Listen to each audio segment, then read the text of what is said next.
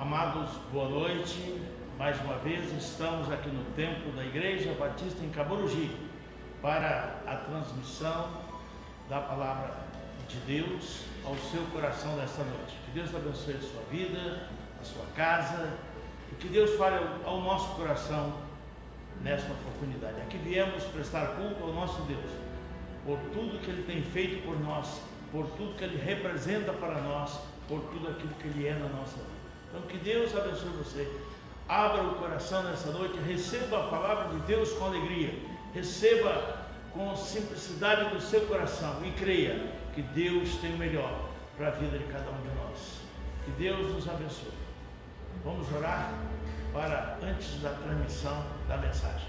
Pai querido, Pai amado, nesta noite louvamos o Teu nome por mais esta oportunidade que nos concedes de aqui nos reunirmos para prestarmos culto em adoração ao nome do Senhor, ao único que é digno de receber todo louvor, toda adoração. Por isso que estamos aqui. Fala conosco, fale a cada pessoa que estará recebendo a tua palavra nessa noite. Pai querido, que seja uma noite de salvação de vidas, restauração de vidas, restauração de famílias, restauração da vida espiritual de cada pessoa com o Senhor. Pai, repreende o inimigo, traz vida, paz, mas principalmente a vida em abundância e a graça de Cristo Jesus. Oramos em nome de Jesus. Amém. Queridos, mais uma vez, estará nos trazendo o recado de Deus a nossa irmã Joyce Adriane, a quem estamos passando a palavra nesta hora para o recado de Deus ao nosso coração. Boa noite, igreja, boa noite, irmãos aqui presentes. Que o Senhor esteja com cada um e que o nosso coração nesse momento ele esteja totalmente voltado para o Senhor. Que o nosso coração se torne cativo, nossa mente se torne cativa a Cristo nesse momento. E que toda distração caia por terra em nome de Jesus, toda tentativa do inimigo de nos roubar a palavra, que sejam frustradas as investidas do inimigo contra as nossas vidas, contra a palavra do Senhor, contra aquilo que Ele tem para falar conosco nessa noite. Então que o Senhor abençoe cada um e principalmente você que está em casa, tenta se concentrar nesse momento, não deixa que nenhum movimento venha tirar esses minutos que o Senhor vai falar conosco, com cada um de nós. Eu oro, clamando a Deus para que o Espírito Santo dele tenha liberdade aqui nessa noite, que venha falar através da minha vida para cada um de nós. Essa é a minha oração, no nome santo de Jesus. Amém. Amém. Hoje nós teremos mais uma parábola. O Senhor tem nos ensinado muito através das parábolas. E a parábola de hoje é a parábola do administrador infiel, que se encontra em Lucas, no capítulo 16, nos versos de 1 a 13. Lucas 16, de 1 a 13. E nós vamos fazer a leitura da parábola e depois vamos estar fazendo a reflexão.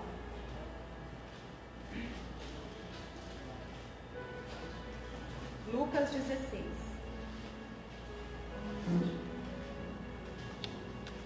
Versículo 1.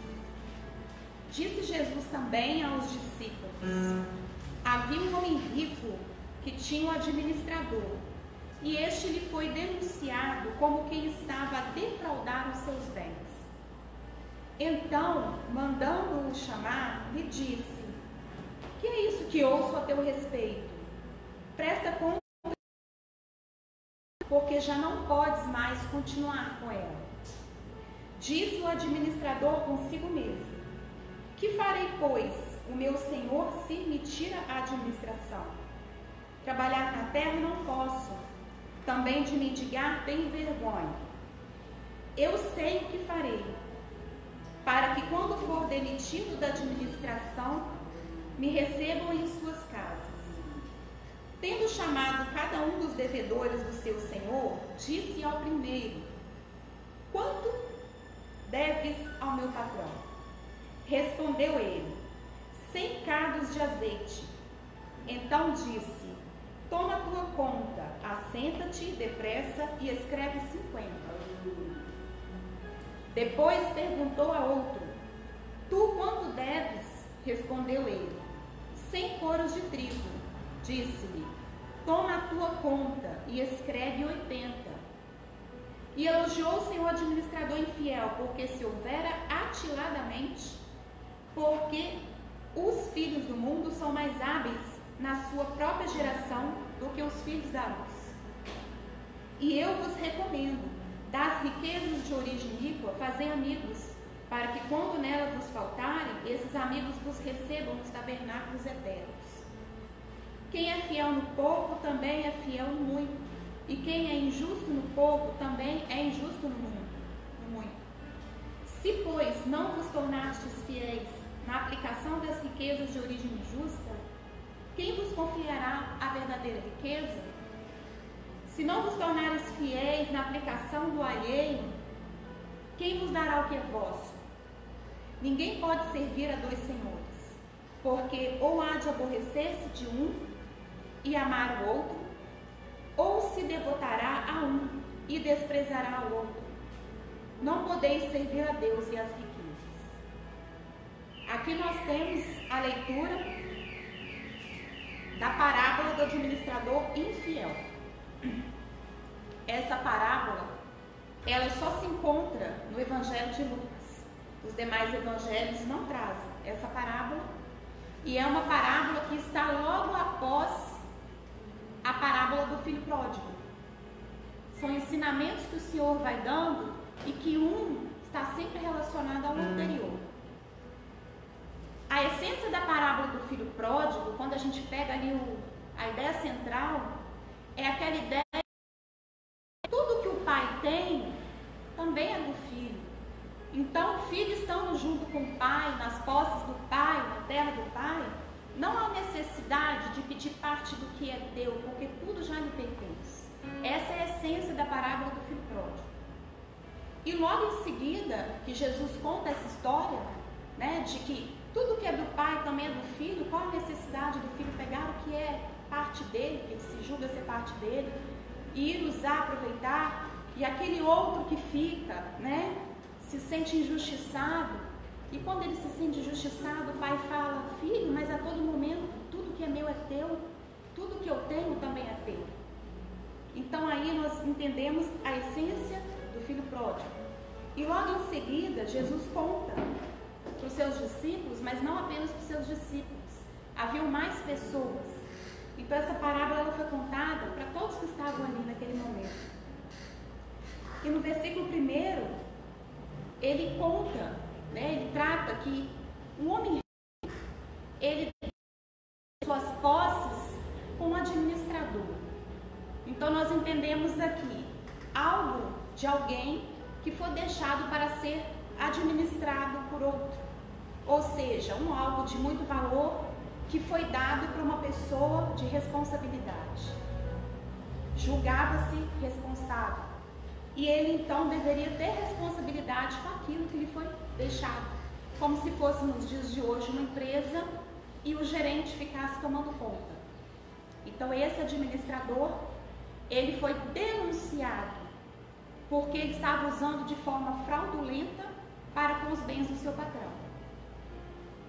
Ele estava agindo com infidelidade. E quando a gente fala a palavra infidelidade, né, é tão comum a gente ouvir essa palavra infidelidade, mas a palavra infidelidade é algo muito sério, porque só é infiel aquele a quem depositamos alguma responsabilidade, ou depositamos a nossa confiança, ou depositamos um bem, ou depositamos algo para resolver, e aquela pessoa não cumpre com aquilo a que foi prometido, a que foi deixado em tuas mãos. Sofrer algumas situações pelos de fora é uma coisa.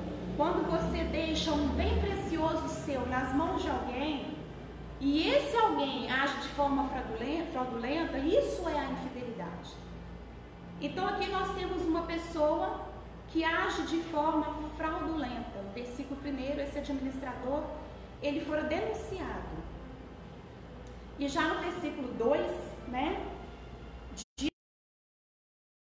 após ficar sabendo, né, ele recebe essa informação e ele questiona: o que é isso que eu ouço a teu respeito? E quando diz eu ouço a teu respeito, é porque então alguém está me informando. O patrão não viu o erro. O patrão entregou e confiou, mas ele soube do erro. Então ele faz o seguinte, ele diz: presta contas do que você ficou administrando para mim, porque você já não pode mais ficar nesse cargo. Então aqui ele entende que o cargo de confiança lhe seria tirado. E ele não estava preocupado. A parábola fala que ele então ele vai recorrer de outras formas. Quando ele é descoberto na sua fraude, ele não tenta corrigir, voltar atrás, acertar o erro, não. Quando ele é descoberto pelo patrão, ele então, ele se preocupa com a sua reputação e com o seu futuro. Porque aqui ele fala, ele não pede perdão, ele não quer corrigir, não, deixa que eu vou acertar aquilo que eu fiz de errado. Não, o que ele tenta aqui é arrumar o seu lado. Então já é uma pessoa que não tem uma intenção de credibilidade, já é uma pessoa que não tem uma ligação de fidelidade com aquele senhor. Então ele fala, trabalhar a terra eu não posso. Certamente ele não tinha condição física, de saúde para trabalhar na terra. E também, mendigar eu tenho vergonha.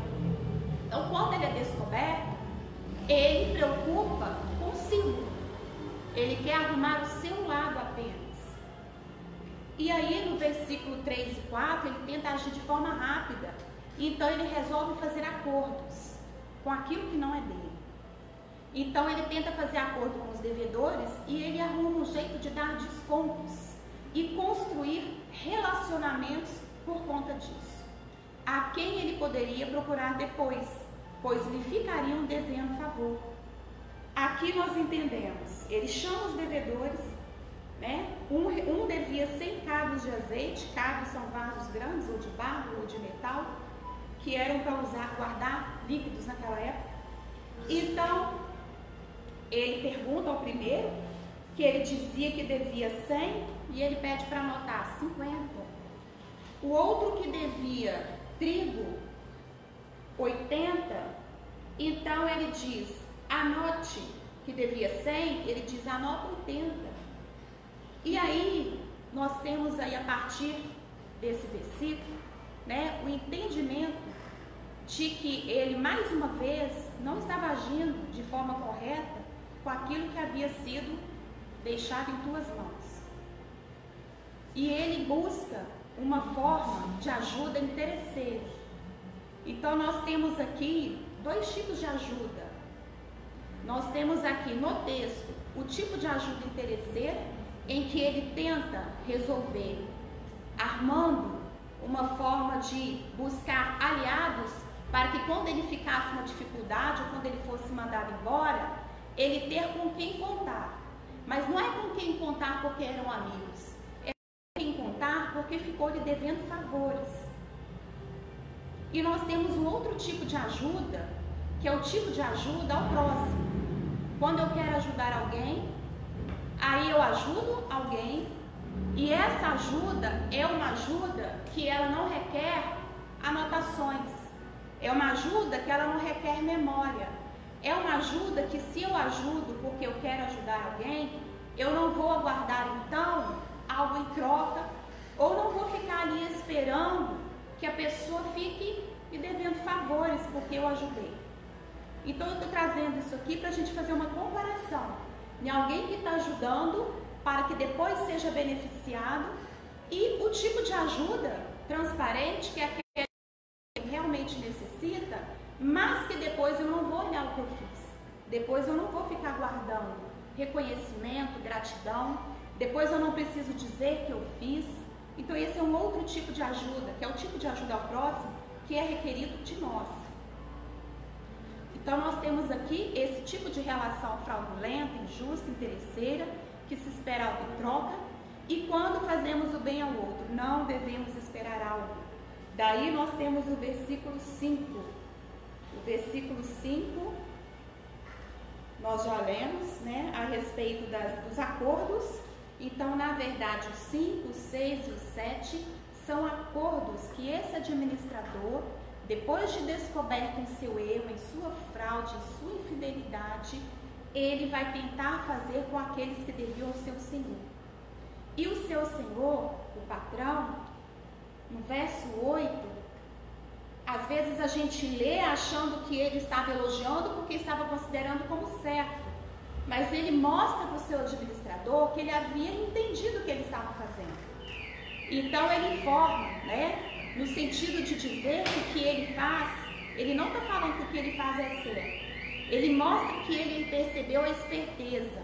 Ele deixa claro ali para o seu administrador, para o seu funcionário, que ele estava percebendo a sua astúcia. E que ele estava querendo resolver só o seu problema. Em momento algum, ele tenta corrigir o seu erro. Em momento algum, ele pede perdão. Em momento algum, ele volta atrás. Então, vamos tentar nos ater a esse comportamento. Então, aqui, ele agiu com prudência com seus negócios. Mesmo sendo de forma fraudulenta, ele pensou em si, ele resolveu e ele criou estratégias. Mesmo que não tendo sido de forma correta. Isso versículo 8 e 9. Então aqui nós vamos entender, né, que no versículo 9, inclusive, ele diz, né, e eu vos recomendo das riquezas de origem iníqua, fazei amigos, para que quando aquelas vos faltarem, esses amigos vos recebam nos tabernáculos eternos. É a relação que ele estava fazendo aqui. Aquela relação de troca, aquela relação de interesse. A relação de que eu te favoreço porque mais tarde eu posso precisar de você. E no versículo 10, o patrão, né, mas aqui é Jesus, que nós podemos entender como pouco, não apenas pouca quantia. Nós vamos entender no pouco as coisas dessa terra. Que muitas vezes, se nós não somos fiéis com aquele pouco que está aqui, que é perecível, que se perdermos não vai ter tanta importância, como nós seremos fiéis naquele muito que é algo eterno, que é algo do reino, que é algo valoroso? Se eu não sou fiel com bens materiais, como eu vou ser fiel com vidas que serão colocadas para que eu ministre a palavra? Como eu serei fiel com pessoas que virão na minha vida, para que eu possa orientar, para que eu possa ajudar? Se eu não sou fiel com as coisas terrenas, como eu serei fiel com as coisas do Senhor? Então aqui ele faz esse paralelo, no 10, né? Verso 10. Quem é fiel no pouco também é fiel no muito. E quem é injusto no pouco também é injusto no muito. Verso 11. Se, pois, não vos tornares fiéis na aplicação das riquezas de origem justa, ou, em outras palavras, terrenas, quem vos confiará a verdadeira riqueza? E aí eu coloquei no Google, verdadeira riqueza. Aí veio da filosofia, né? Verdadeira riqueza é tudo aquilo que o dinheiro não pode comprar. Verdadeira riqueza, para nós, né, de acordo com a Bíblia, a nossa verdadeira riqueza é a vida eterna. É estarmos com o Senhor quando não estivermos mais aqui nessa morada. Então aqui traz para a gente onde é que está o nosso coração. Qual é a verdadeira riqueza para você? A sua riqueza tem sido essa de origem terrena? A nossa riqueza, o nosso foco, o nosso alvo, o nosso esforço, a nossa dedicação, o nosso primeiro tempo, o nosso primeiro investimento, ele tem sido para as coisas dessa terra? Na última reflexão, nós falamos a respeito, né, um pouquinho a respeito do reino, e diz que nós precisamos buscar o reino em primeiro lugar, que as demais coisas nos serão dadas em consequência da busca. E esse mundo, ele nos ensina a fazer o inverso. Esse mundo, ele nos ensina, busque todas as coisas, para que depois você estiver saciado, se sobrar tempo, você dedica ao Senhor. Se você estiver descansado, você faça uma oração. No final do teu dia, busque a palavra. Esse mundo faz isso conosco. A tecnologia faz isso conosco. O trabalho faz isso conosco. Mas Deus em primeiro lugar. Busca as coisas do reino em primeiro lugar, que é a nossa verdadeira riqueza. Nós devemos procurar como verdadeira riqueza. Não devemos colocar o Senhor como segundo plano na nossa vida. E quando nós buscamos com fidelidade a verdadeira riqueza, as outras coisas que nós precisamos resolver, as outras coisas que nós precisamos administrar, as outras coisas que nós precisamos concretizar, elas vão acontecendo de uma forma muito mais suave. Quem já experimentou sabe como é. Quando você dedica aquele tempinho e pede a Deus para mostrar para você, nesse dia, Pai, o Senhor me deu esse dia, para quê? Mais um dia. Nesse dia eu vou fazer a diferença na vida de quem? Nesse dia eu posso fazer algo para ajudar? E nós precisamos deixar o Senhor falar conosco. Fazer a cada dia. A cada dia. Nós não acordamos no dia de hoje apenas para estarmos, para trabalhar, para cozinhar, para ir no supermercado. Nossa vida ela não se resume a isso. Então, se o Senhor permitir para você mais um dia amanhã, pergunta a Ele logo no início: Pai, o Senhor me permitiu esse dia, o que o Senhor requer de mim nesse dia? E as nossas experiências com Deus, elas vão vindo quando a gente deixa o Senhor falar conosco. Porque muitas vezes a agitação do dia a dia, ela nos tira aquele barulho da cidade, o barulho da obra, o barulho do trânsito. Ele acaba tirando de nós a audição espiritual de ouvir o Senhor. Mas quando aquietamos o nosso coração e pedimos a Deus: Pai, fale comigo o que o Senhor requer nesse dia. O Senhor nos mostra de uma forma muito natural. E a cada dia que o Senhor nos permite, é para que algo seja feito na nossa vida espiritual, ou através de nós, na vida espiritual de alguém.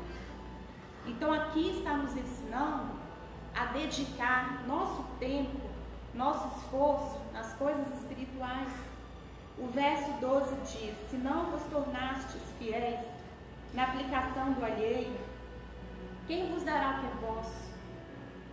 Se eu não tiver cuidado com aquilo que me é colocado sobre cuidado, se eu não tiver zelo com a palavra quando eu tiver que trazer a palavra, se eu não administrar a minha casa, porque eu sou mulher virtuosa e a mulher sábia edifica o seu lar, se eu não dirigir meu filho nos caminhos do Senhor, porque a palavra de Deus diz: ensina o caminho do filho no caminho. Não é ensina para o filho o caminho, é no caminho. Porque ele vai vendo a sua ação, a sua atitude, o seu comportamento, e ele vai entendendo. Porque nós ensinamos muito mais através daquilo que nós fazemos do que através daquilo que nós falamos. Uma atitude nossa, ela tem mais valor do que 1000 palavras. Então aqui nós entendemos: se não vos tornastes fiéis na aplicação do alheio, quem vos dará o que é vosso? Se eu não estou tendo cuidado com aquilo que me é colocado para eu administrar, que eu não seja como esse administrador infiel. Que eu não venha fraudar aquilo que é colocado em minhas mãos para que eu administre. Quer seja meu lar, quer seja meu trabalho, quer seja o ministério, quer seja a família. Que eu não venha enganar o Senhor com aquilo que Ele coloca em minhas mãos. Porque se eu não for fiel com aquilo que o Senhor está me dando para resolver, para cuidar, quem vai me dar aquilo que é meu? E qual é a nossa busca? Nossa busca maior. Por que nós estamos aqui? Nós viemos aqui para adorar o Senhor, nós viemos aqui para prestar nosso culto a Deus, nós viemos aqui para ouvir o que o Senhor está falando com cada um de nós. Mas além disso, nós temos um objetivo. Nós temos um algo muito maior. Nós temos um algo que não é aqui dessa terra. Nós esperamos por algo que não é terreno. Então, se eu não tiver zelo e cuidado da forma correta com aquilo que me é dado para cuidar aqui, como eu vou receber algo que realmente, verdadeiramente vai ser meu? O verso 13 fala: ninguém pode servir a 2 senhores, porque ou há de aborrecer-se um e amar a outro, ou se devotará a um e desprezará o outro. Não podeis servir a Deus e às riquezas. Aqui nós estamos falando das riquezas materiais. Nós estamos falando das coisas terrenas. Aqui, Jesus, quando ele estava falando a respeito dessas riquezas, ele estava se referindo ao Deus Mamon, que muito tem tomado as nossas nações. Por causa do Deus Mamon, muitas coisas são feitas, muitas abominações, muitas injustiças, muitas guerras políticas, por causa do Deus Mamon, por causa das riquezas dessa terra. Deus, ele é criador e dono de todas as coisas. Em Deuteronômio 10, 14, fala sobre isso. Deus criou todas as coisas. Gênesis nós sabemos, Deus criou todas as coisas. Nós somos criatura dele. Tudo que possuímos vem como presente de suas mãos. Atos 17, 25 fala isso. O que eu tenho, até aquilo que eu me esforcei para adquirir, mas tudo que eu tenho vem como um presente do Senhor para as minhas mãos. E ao final de tudo, nós prestaremos culto da nossa mordomia a Deus. Isso está em 2 Coríntios 5:10, isso está em Romanos 14:10. Nós em Gênesis fomos colocados, Gênesis 1:28, Gênesis 2:15, nós fomos colocados como mordomos. Em Gênesis, Deus confiou ao homem que ele zelasse e cuidasse das suas criações. Então, tudo que Deus criou nos foi concedido como mordomia, ou seja, sermos mordomos daquilo que o Senhor fez. Então, nós somos administradores. Assim como essa parábola, alguém muito poderoso deixou seus bens em nossas mãos para que nós pudéssemos administrar isso que nos foi deixado em confiança. Então o Senhor não nos deu algo para que usássemos a nosso bel prazer. O Senhor não nos deu, o Senhor nos concedeu a administração. É diferente. Ele pediu que nós zelássemos por tudo que foi criado. E nós recebemos do Senhor recursos a serem administrados como tempo, nós recebemos do Senhor talento, nós recebemos do Senhor dinheiro ou parte financeira, várias coisas nós recebemos do Senhor. E nós precisamos evitar o desperdício. Tudo aquilo que nos foi dado, como nós temos administrado o nosso tempo, ele precisa ser usado com sabedoria. Eu estou desperdiçando o tempo que o Senhor me deu. Eu estive numa palestra na sexta-feira, cerca de 1 hora de palavra, e eu saí e eu falei com meu esposo, se eu não guardar tudo que foi falado aí, o pastor que subiu no final para despedir todo mundo e dar a bênção, falou algo que eu não vou esquecer jamais. O Senhor nos dá 24 horas. O Senhor nos deu 24 horas por dia, porque 24 horas é o suficiente. Então, aquilo que você não está conseguindo realizar é porque não está havendo uma ordem de prioridade.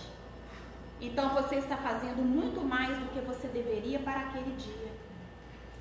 Basta cada dia o seu mal, é o que a Bíblia diz.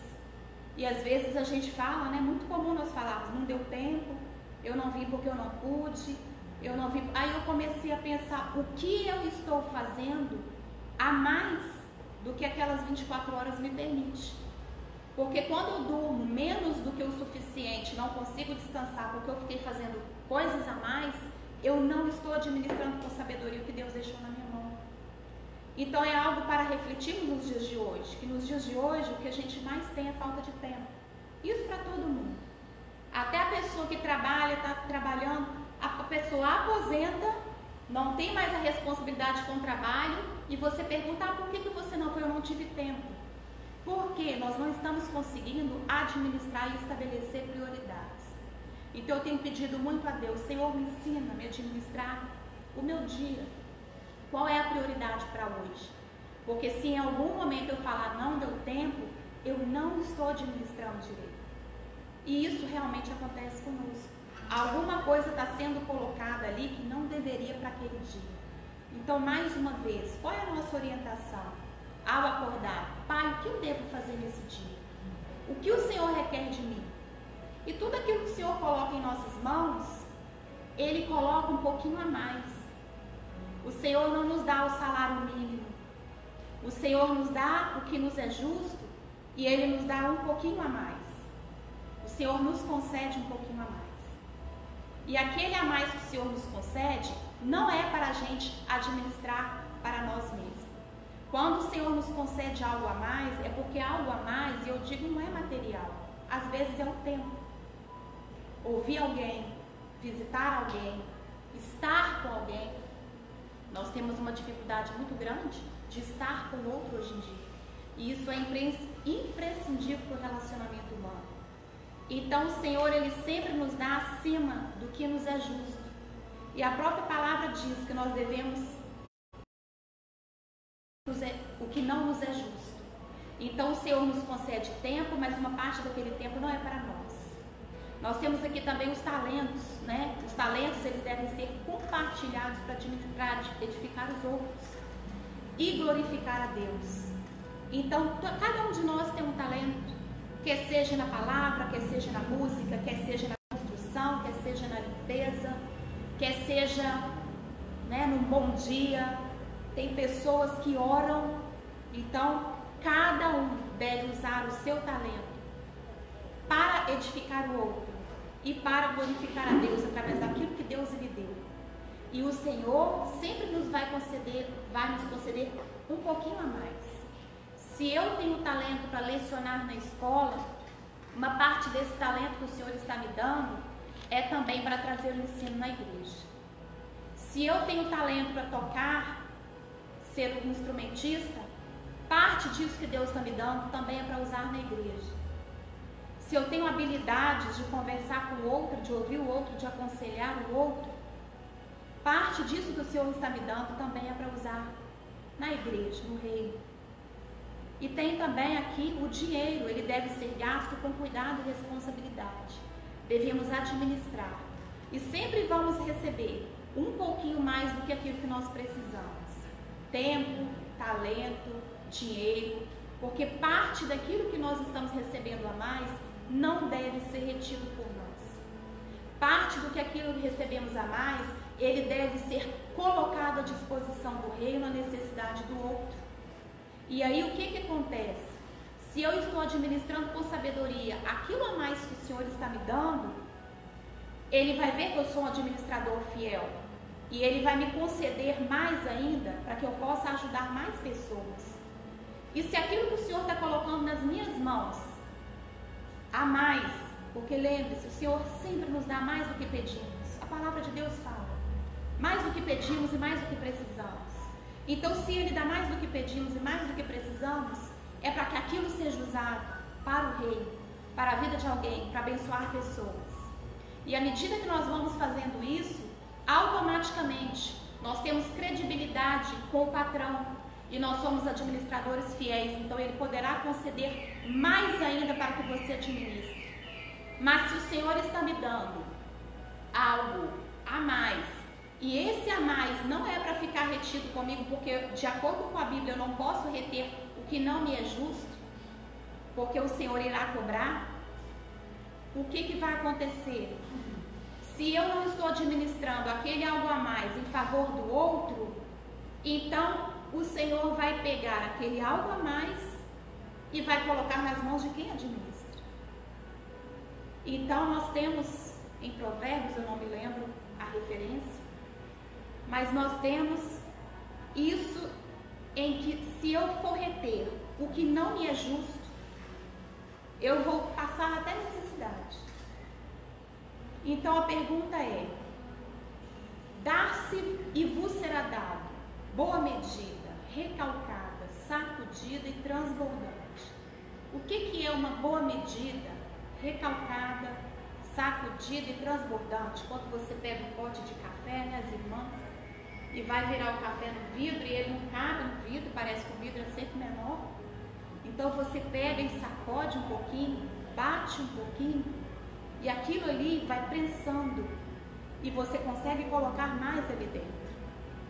Então aquilo que o Senhor nos dá, quando nós damos, é a boa medida do Senhor, que é mais do que aquilo que pensamos e imaginamos.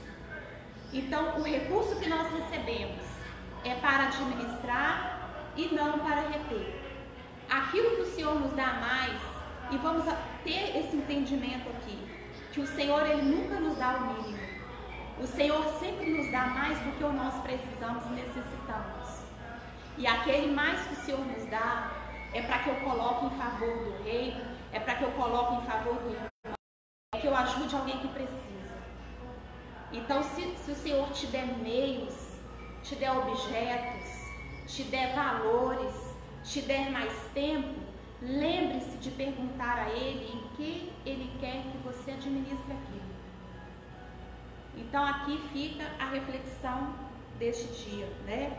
Essa parábola do administrador infiel, e que possamos ser administradores fiéis.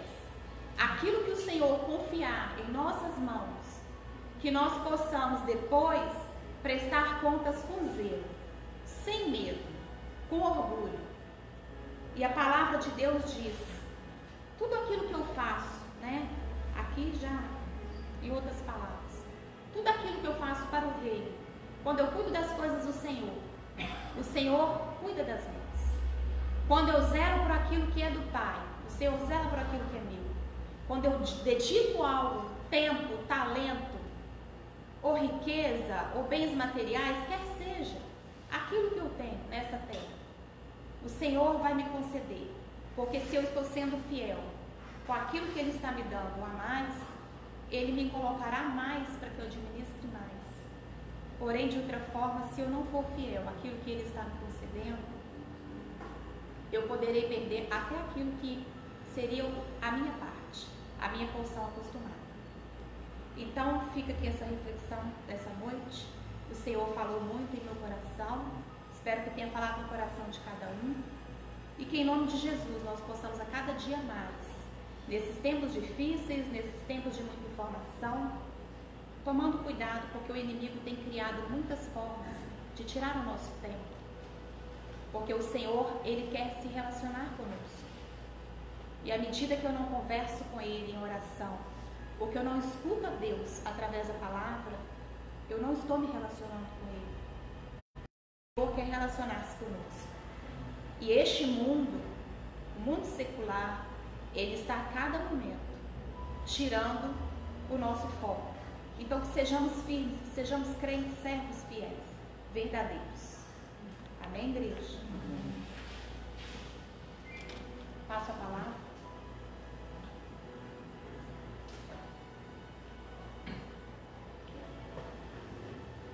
Mais uma vez, aqui nos reunimos nesta noite, recebendo de Deus, e realmente é real.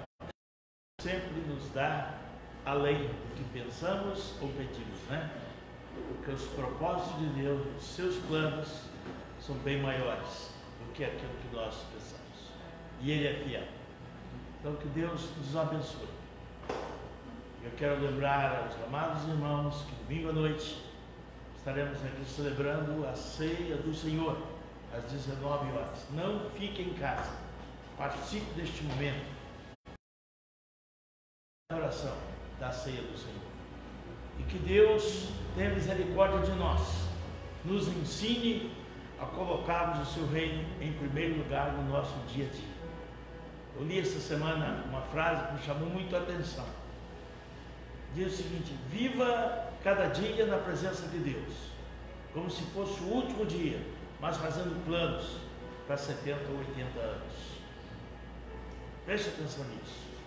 Ou seja, sabendo que Deus cuida de nós no presente, porque o nosso futuro já está garantido, no tempo da eternidade. Que Deus nos abençoe. É bom rever vocês. Então que Deus fale ao nosso coração, e a você que está em casa e nessa noite recebeu a palavra, coloque a sua vida em primeiro lugar, o reino de Deus. Jesus chegou a dizer que aquele que colocar o reino do Pai em primeiro lugar, acima de todas as coisas, já nesta vida receberá 100 vezes mais. E 100 vezes mais, amado, não é 100%, é 100 vezes 100. Significa 10.000%. Eu não estou falando de bens materiais. No tudo Deus nos dá. Ele fala em família, em amigos, em irmãos e em bens. Saúde física, saúde espiritual, que Deus nos dá a cada dia. Basta nós colocarmos o seu reino em primeiro lugar. Então, que Deus nos abençoe. Vamos orar encerrando esta transmissão.